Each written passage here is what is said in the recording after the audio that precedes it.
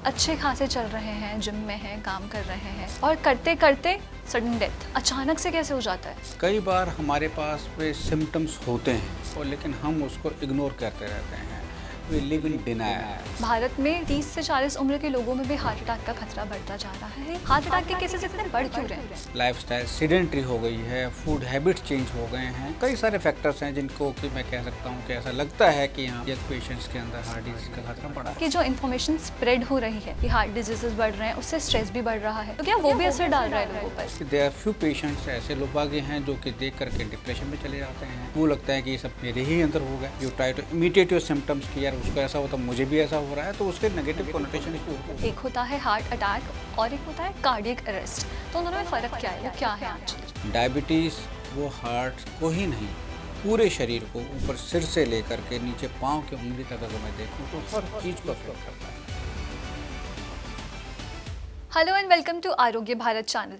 मैं हूँ ईशानी और आज के हमारे कॉन्वर्सेशन में हम बात करने वाले हैं आपके दिल की। भारत में देखा गया है कि दिन प्रतिदिन हार्ट अटैक्स के केसेस बहुत ही बढ़ते जा रहे हैं, बट ये ऐसा क्यों हो रहा है, इसकी वजह क्या है, इसे समझाने के लिए हमारे साथ आज हमारे पॉडकास्ट में मौजूद हैं doctor Anil Agarwal. Welcome to our podcast sir.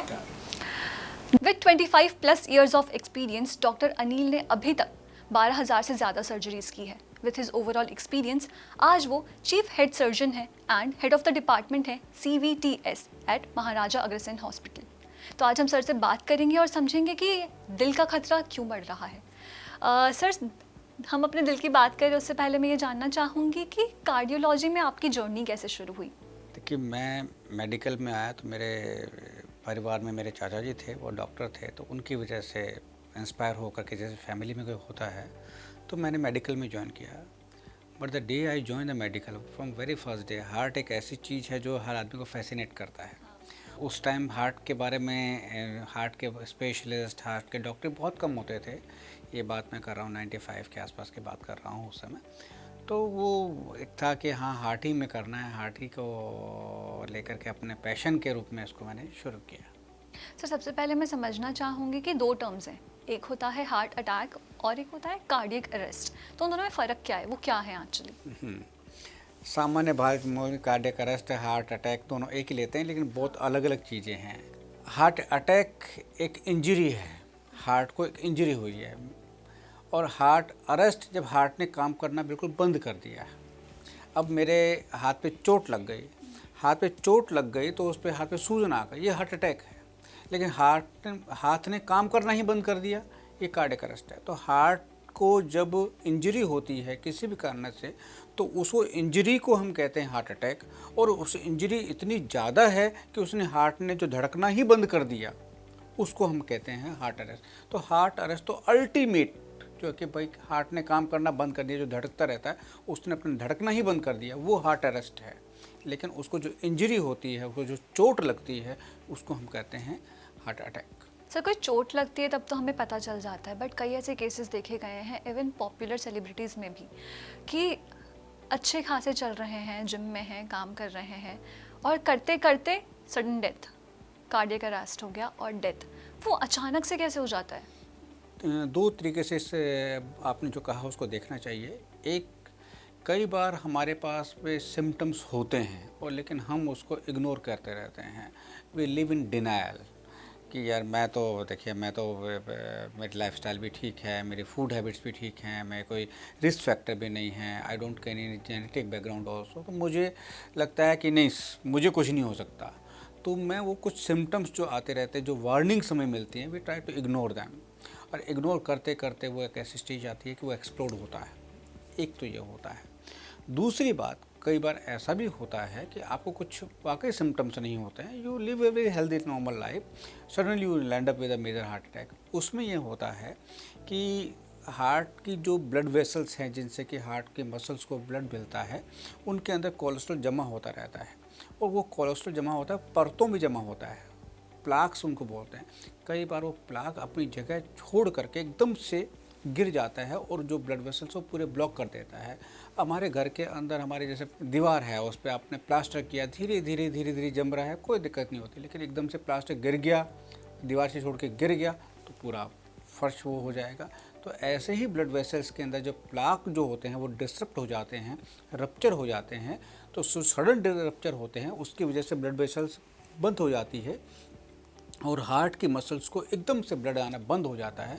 तो वो जो है सडन हार्ट अटैक और सडन डेथ का कारण बनते हैं। सर, हम मेजर सिम्टम्स की आगे बात करेंगे, उसके पहले मैं ये जानना चाहूँगी, आपने बताया कि कई बार ऐसा होता है कि जनरल लाइफ चल रही है, ऐसे कौन से साइलेंट सिम्टम्स होते हैं जो हम मिस कर जाते हैं? कुछ चीज़ें हैं जैसे हार्ट के बारे में आप महसूस करेंगे कि आपको चल रहे हैं, आप दौड़ रहे हैं। मैं 5 किलोमीटर रोज़ दौड़ लगाता हूँ।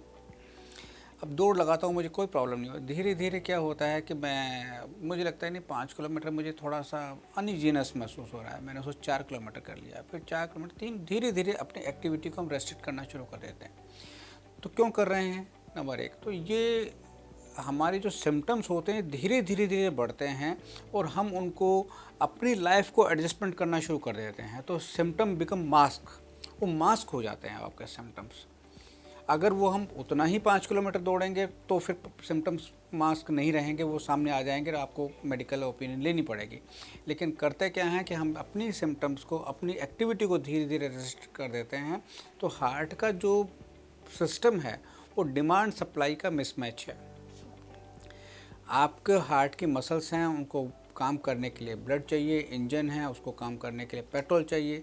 जितनी इंजन की कैपेसिटी है उतना पेट्रोल अगर उसको मिल रहा है कोई प्रॉब्लम नहीं है, लेकिन जितनी चाहिए उतना नहीं मिल रहा है, डिमांड सप्लाई मिसमैच होगा तो आपको प्रॉब्लम हो गई। तो या तो आप अपनी डिमांड को कम कर लीजिए। तो आपने अगर डिमांड कम कर ली तो आपके सप्लाई चाहे कम भी हो रही हो तो बैलेंस बन गया।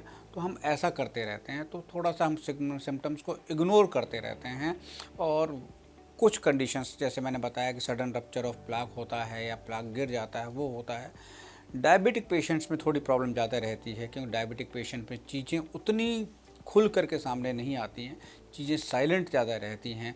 उनको कभी कभी टिपिकल चेस्ट पेन नहीं होता है, तो वो भी एक रीज़न रहता है कि बीमारियां आगे बढ़ जाती हैं और हम वी कॉट अनअवेयर। सर, आपने डायबिटिक पेशेंट्स की बात करी, तो कितना ज़्यादा खतरा होता है किसी भी डायबिटीज़ के पेशेंट को कि उसको आगे चल के हार्ट अटैक की खतरा हो सकता है?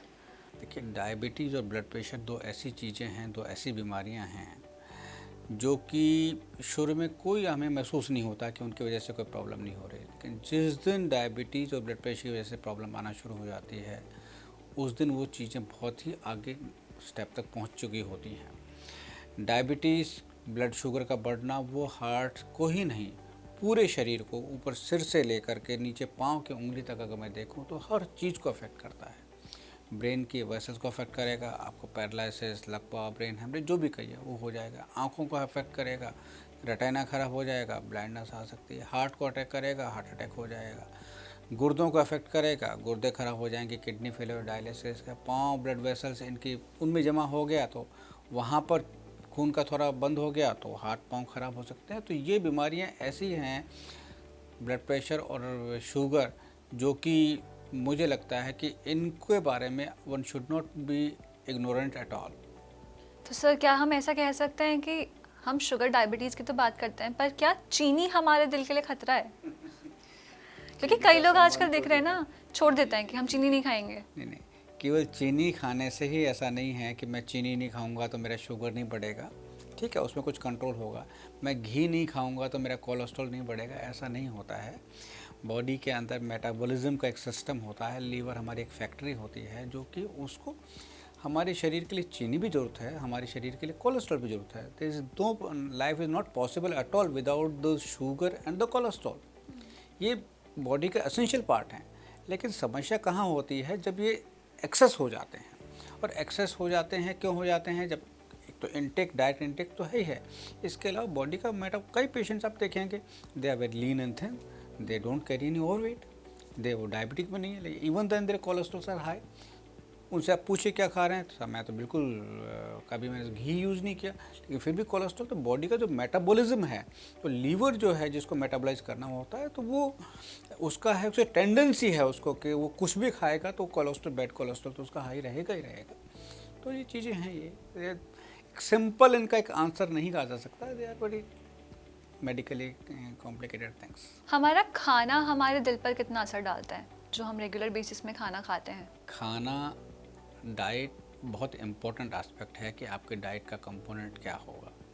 तो डाइट के अंदर खासकर आजकल जो बहुत हाई कैलोरी की जो कंसंट्रेटेड डाइट आती है, जिसके अंदर ट्रांस फैट्स का बहुत ज़्यादा, सैचुरेटेड फैट्स का बहुत ज़्यादा कंपोनेंट होता है, अब वो टेस्ट तो लगता है और उस टेस्ट के लगने के कारण से आजकल जो चीज़ें चल भी रही हैं। लेकिन ये जो चीज़ें हैं, क्योंकि मैंने कहा ना कि जितनी बॉडी की रिक्वायरमेंट है उससे ज़्यादा जब भी इनटेक होगा कैलोरी का, वो बॉडी के अंदर डिपॉजिट होना शुरू होता है, और डिपॉजिट का जो तरीका होता है वो फैटी होता है। एक्स्ट्रा एनर्जी हमेशा फ़ैट के रूप में ही जमा होती है, ये हमारे स्टोर हाउसेस हैं। तो वो जो डाइट है उसमें एक्स्ट्रा कैलोरीज ली हैं, चाहे वो आपने हाई फैट लिया हो या हाई शुगर ली हो, they ultimately stored in the form of fat, and they when they deposit in the heart, they deposit in the brain, they deposit in the kidney, they deposit in the blood vessels, they all have the very negative and dangerous side effects. Sir ऐसा कौन सा खाना है जिससे आप कहेंगे do not eat this?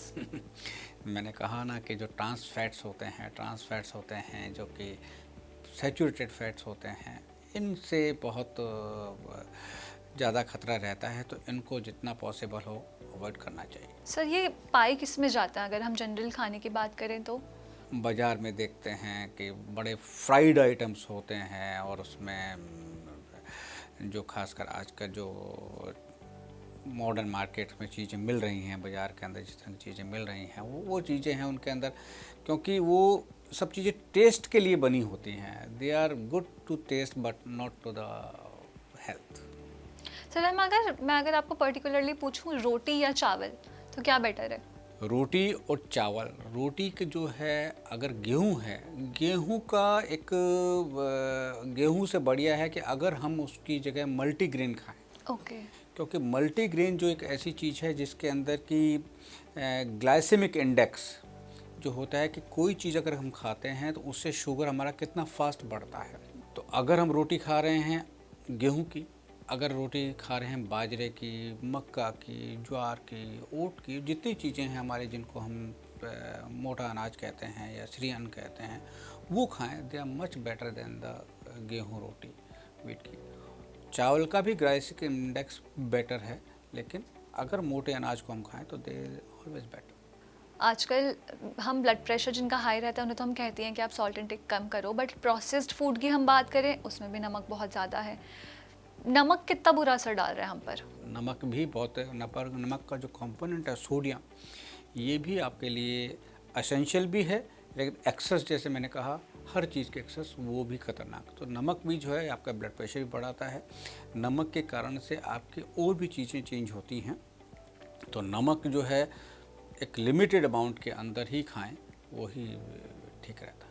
Sir हम नमक की जब बात करते हैं तो नॉर्मल जो हम सोडियम वाले जो नॉर्मल प्लेन वाइट सॉल्ट खाते हैं, आजकल कई लोग हैं जो उसे रिप्लेस करके कहते हैं कि हम तो रॉक सॉल्ट खा रहे हैं, हम पिंक सॉल्ट खा रहे हैं, हम सिंधा नमक खा रहे हैं, तो हमें तो कुछ नहीं होगा। ऐसा होता है? नहीं। नमक तो आपको जो सिंपल जो है सी सॉल्ट जो होता है, जो नमक बनता है, जिसको इंग्लिश में सोडियम क्लोराइड कहते हैं, वही खाना चाहिए।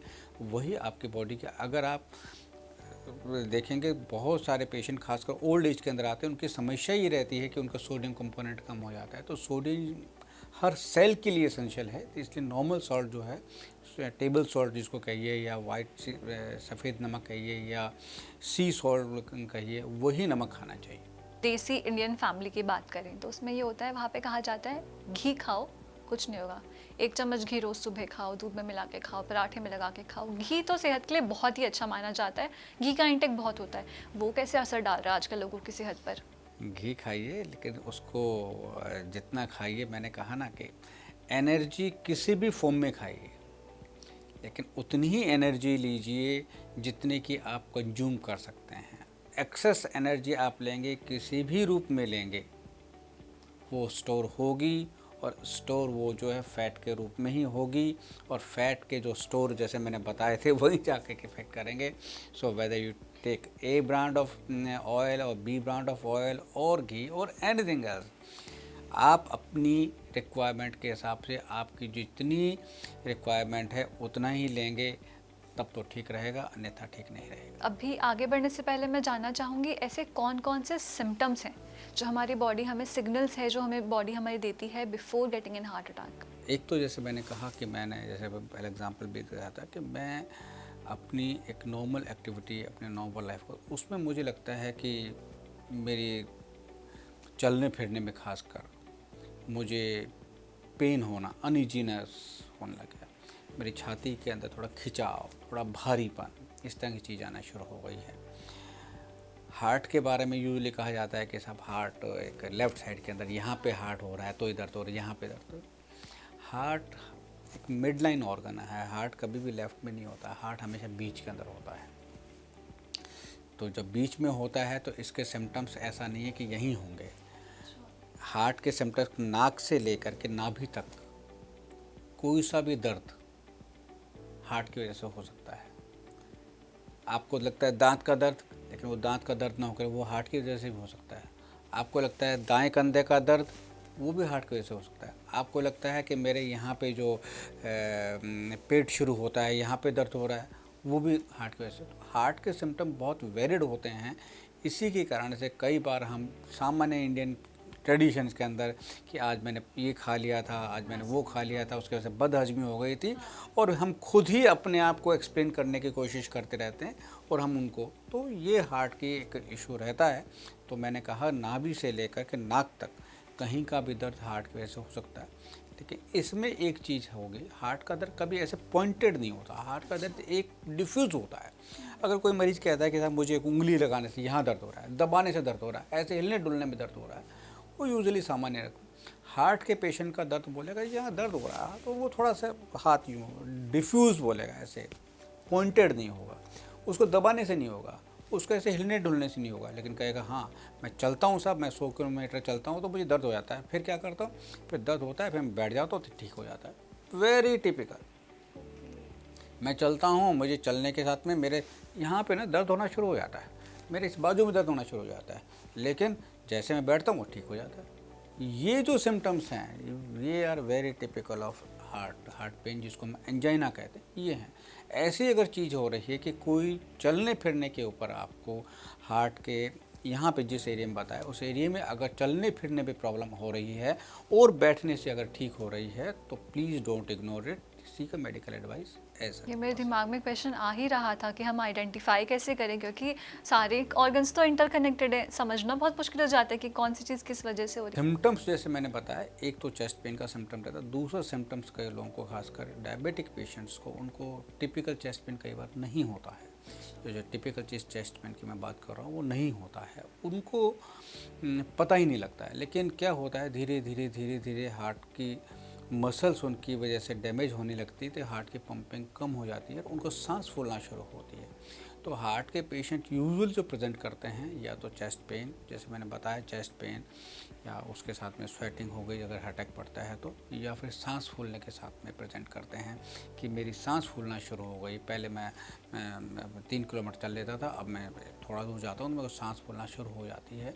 तो ये दो चीज़ें हैं, लेकिन महिला हो चाहे पुरुष हो, दोनों के अंदर सिम्टम्स का कोई फ़र्क नहीं होता है। सर हम कहते हैं अगर एक्सरसाइजेस कर रहा है, कोई फिट है, खाना सही खा रहा है, तो हम कहते हैं कि उसकी लाइफ में इश्यूज़ कम होने चाहिए। पर ऐसे भी लोगों को देखा गया है कि प्रॉपर एक्सरसाइज है, प्रॉपर डाइट है, जिम भी जा रहे हैं, योगा भी कर रहे हैं, स्टिल हार्ट डिजीज़ेस बढ़ रही हैं। ऐसा क्यों होता है? कि हार्ट के बारे में क्या है कि हम दो तरह के रिस्क फैक्टर्स को एनालाइज करते हैं उसके अंदर। जैसे एक रिस्क फैक्टर की आपने बात की कि मेरी लाइफस्टाइल ठीक है, मैं डायबिटिक भी नहीं हूँ, मेरा ब्लड प्रेशर भी नहीं है, मैं स्मोकिंग भी नहीं करता हूँ, इनको हम एक मॉडिफाइबल रिस्क फैक्टर बोलते हैं कि इनको हम मॉडिफाई कर सकते हैं।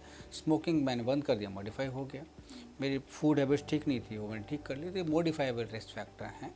लेकिन इसके अलावा भी एक फैक्टर है, that is called a genetic factor, genetics, कि आपका जेनेटिक बैकग्राउंड ऐसा है कि you don't carry any kind of risk factor. आपकी कोई फैमिली, आपकी जो है ना ब्लड प्रेशर है, ना शुगर है, ना आप अल्कोहल लेते हैं, ना आप स्मोकिंग करते हैं, you do a regular exercise, your diet is quite good, even then. तो आपका जो जेनेटिक बैकग्राउंड है, जेनेटिक फैक्टर्स हैं, उसका आपके ऊपर कोई कंट्रोल नहीं है। even then you have the problems. मतलब अगर आपके फैमिली में हार्ट डिजीजेस प्रिवेलिंग हैं तो आपको खतरा है उस चीज़ का। डेफिनेटली कहता है, ये जितनी भी मैंने बीमारियां बताई हैं इनका सबका फैमिलियल अगर हिस्ट्री है then you carry higher chances of getting these disease as compare to the person who doesn't carry a family history of. तो अगर किसी का फैमिली हिस्ट्री है ऑलरेडी तो उनको क्या प्रिवेंटिव केयर्स लेने चाहिए? Definitely he has to more careful, he has to more careful. अगर माना कि आपके फादर की हिस्ट्री है कि सब 40 साल में 50 साल में उनको हार्ट अटैक हुआ, तो you should be more careful, you should be जितने आपके अगर कोई रिस्क फैक्टर कैरी करते हैं तो try to control them as effectively as possible. Number one, don't ignore even slightest of symptoms. Third thing, you go for the regular checkup so that if something goes wrong you can detect it as early. और वो regular checkup कितने time interval में होना चाहिए? अगर कोई risk factor साल 1.5 साल के अंदर अपना एक बार पे रेगुलर चेकअप कराते रहें तो ठीक रहता है। सर अगर आप हमें कुछ टेस्ट्स बता सकें कि आपको ये टेस्ट्स करने चाहिए अगर आपको हार्ट रिस्क का खतरा है तो वो क्या क्या होंगे? एक तो जो रिस्क फैक्टर हैं उनके लिए टेस्ट हैं, डायबिटीज़ है, ब्लड प्रेशर है, इनके लिए टेस्ट तो जो होंगे। हार्ट के पॉइंट ऑफ व्यू से अगर कहें तो एक स्ट्रेस इको, अच्छा, ट्रेडमिल टेस्ट और उसके साथ में इको, दो चीज़ कंबाइन करके हम उसको स्ट्रेस इको बोलते हैं। वो स्ट्रेस इको अगर करते हैं तो हमें काफ़ी चीज़ें क्लियर हो जाती हैं और कि भी हार्ट को कोई प्रॉब्लम मेजर है। हाँ, स्ट्रेस इको अगर ठीक है तो 80-90% you can be sure that you don't have a eminent problem. Sir आपने अपने पिछले कॉन्वर्सेशन में अल्कोहल और स्मोकिंग को बहुत बार मेंशन किया, पर जनरली जब भी हम स्मोकिंग या अल्कोहल की बात करते हैं तो उसे हम लंग्स या किडनी से कनेक्ट करते हैं, उसका हमारे दिल पे कितना असर पड़ता है? देखिए, smoking is tobacco taking tobacco in any form, whether it is smoking, whether it is chewing or any other form of tobacco का तो बॉडी के हर ऑर्गन के ऊपर मतलब दिमाग से लेकर के आँखों पे लेकर के हार्ट को लेकर के किडनी पे every organ is affected by the tobacco. और टबैको सबसे ज़्यादा प्रॉब्लम जो है खासकर हाथों पाँव की जो ब्लड वेसल्स हैं उनकी वजह से, तो वो टबैको तो बहुत I don't see any reason of any advantage of tobacco at all. Tobacco से ज़्यादा ख़तरनाक मुझे नहीं लगता कोई ऐसी आइटम होगी उसके अंदर, तो टबैको तो है ही है। अल्कोहल के बारे में खासकर जो चलता रहता है कि alcohol is good for the heart, ये एक स्टेटमेंट मुझे लगता है आधा स्टेटमेंट है। एक लिमिटेड अमाउंट के अंदर आप अगर लेते हैं it's okay, but if you take alcohol in a huge amount तो फिर वो उसकी वजह से जो प्रॉब्लम, क्योंकि अल्कोहल के अंदर भी काफ़ी एनर्जी होती है और वो एनर्जी जब वो इकट्ठी होती है बॉडी के अंदर तो वो फिर वही फैट के रूप में होती है और वो अफेक्ट करती है। मतलब आप कह तो रहे हैं कि हम थोड़ी थोड़ी अल्कोहल ले रहे हैं पर हम रोज़ पी रहे हैं वो थोड़ी थोड़ी अल्कोहल को, तो वो आगे चल के आपके दिल को हार्म कर रही है। अल्टीमेटली क्या होता है कि एक दिन में लेकिन धीरे करते वो पाइल अप हो जाते हैं। At the end of the year if you calculate के how much alcohol you took and you find out the litres. हाँ, मैं हेल्दी खा रहा हूँ, मैं हेल्दी खा रही हूँ, पर मैं रात को थोड़ी सी अल्कोहल लेती हूँ, तो पर वो थोड़ा करते केन भर जाएगा उसका। वो तो प्रॉब्लम है ही बहुत बड़ी और आजकल के जनरेशन को रोक पाना बहुत मुश्किल हो रहा है मुझे लगता है। सर जैसे कि मैंने शुरुआत में भी कहा था कि यंग केसेस बहुत ज़्यादा आ रहे हैं, तो अभी तक आपने सबसे यंग एज में हार्ट डिजीज़ कितनी देखी हैं? देखी है मैंने,